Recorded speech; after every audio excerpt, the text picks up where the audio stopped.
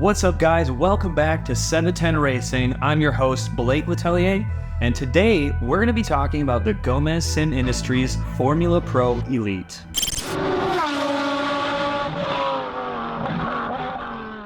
Now, this wheel retails for about $12.50 USD. If you're going to use it on the Fanatec ecosystem, you have to pick up a podium hub and a Club Sport adapter to use it as well, and that's about $200. So right off the bat, you're spending close to $1,500. Now, I know what you're wondering. That's a lot of money. And you're right.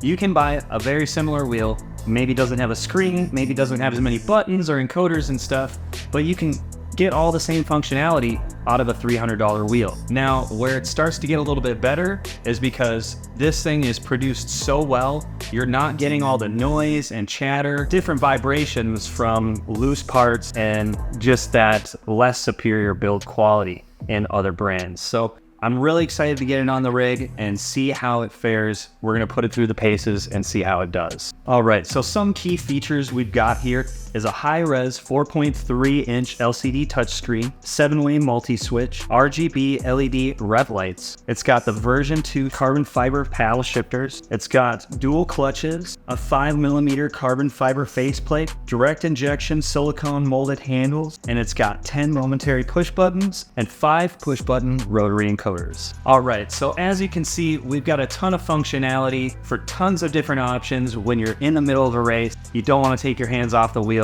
you've got it all right here. Now let's get it on the rig and try it out.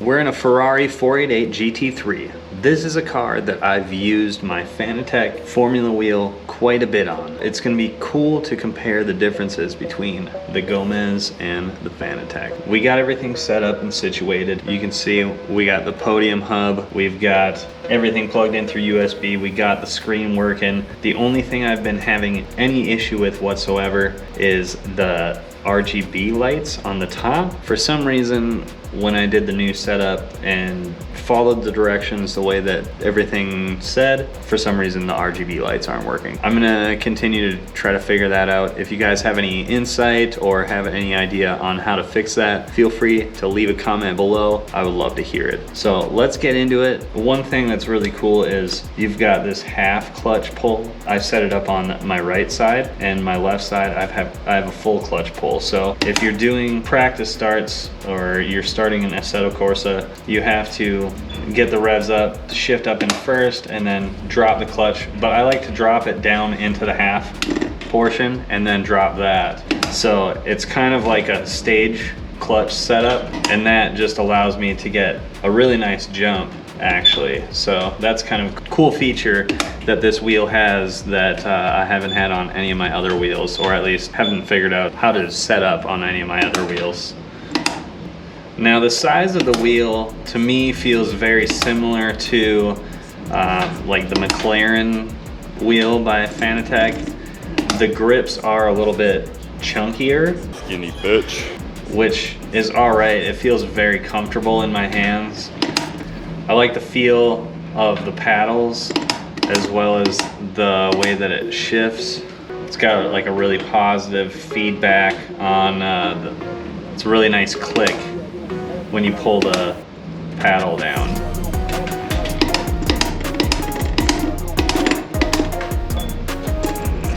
This is not a corner you really want to be late on the brakes into. But I left basically my same force feedback settings that I was using for all my other wheels. Because I'm using the podium hub and the Club Sport quick release, I think everything feels very similar as far as like once it's all attached to the wheelbase, because you're getting all of your force feedback from the wheelbase, obviously, not from the wheel. But the connectivity and stuff, because I'm using the Fanatec ecosystem, I just use Fanalabs like any other wheel. So that's pretty cool. Another cool function, we've got like the traction control, ABS, the rotary switches. I've got them all set up. I've got my brake bias set up So right now, brake bias is set at 67%. I can chop that down. Let's get it to 60%. Yeah, feels a lot less. I'm assuming rear heavy. That noise you hear when you're going over the bumps is not from the wheel itself, it's from the quick release. The Fanatec ecosystem is rather noisy as far as the way that their quick release is designed, so I'm hoping for an update on that someday. Yeah, the clutches feel really good. I like the spring tension. Another feature I really like is this dash that Gomez Sim Industry has created. This is the new Hyper P1 dashboard. It's pretty sweet. It's got like who's behind you, who's ahead of you. It's got little splits and stuff. It's got all of your information as far as like ABS, your brake balance, your traction control, everything. So it's got a lot of cool information that you can add to any dash. That's free on their Discord. All right, so as you can see, this wheel is pretty sick. The build construction is number one. You know, this thing is unparalleled when it comes to quality, super beefy. The buttons all have a great feeling to them. The rotaries and everything feel very nice. I really like the shifters and the clutch feel. Another pro is the size. Maybe if you have large hands, you feel like kind of cramped at some other Formula wheels. This one's quite a bit bigger and it feels like a real steering wheel. So that's going to be a pro for some people.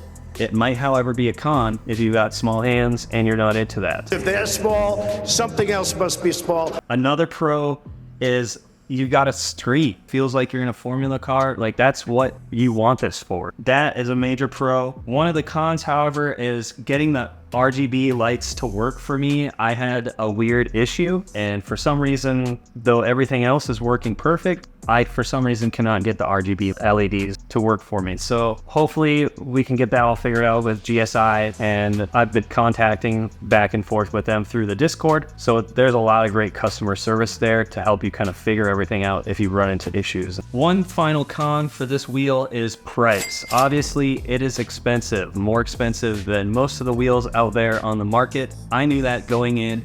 And when your rig costs $13,000 the way it is, an extra $1,500 isn't so much when you really think about it. So it's all kind of what is important to you. If you want to just get out there and racing and stuff, maybe this isn't the wheel that you're trying to get. If you're looking for a more immersive experience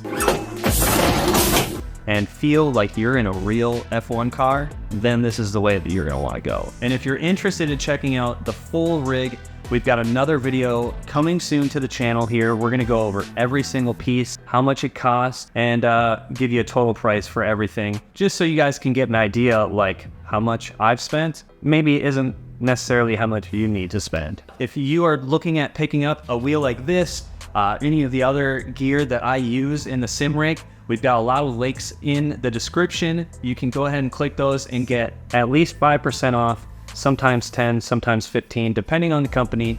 We work with a bunch of really great companies, and I just want to make sure that you guys go and hit those links so you can get a little bit of money back, and then that can help you afford something a little bit bigger like this. Thanks again, you guys, for checking out our video. We've got a ton of great content coming your way, so make sure you ring that bell, like, comment, subscribe. We want to make sure that you guys are in the loop. And the easiest way to do that is just to hit that bell. So thanks again, guys. Keep it rubber side down.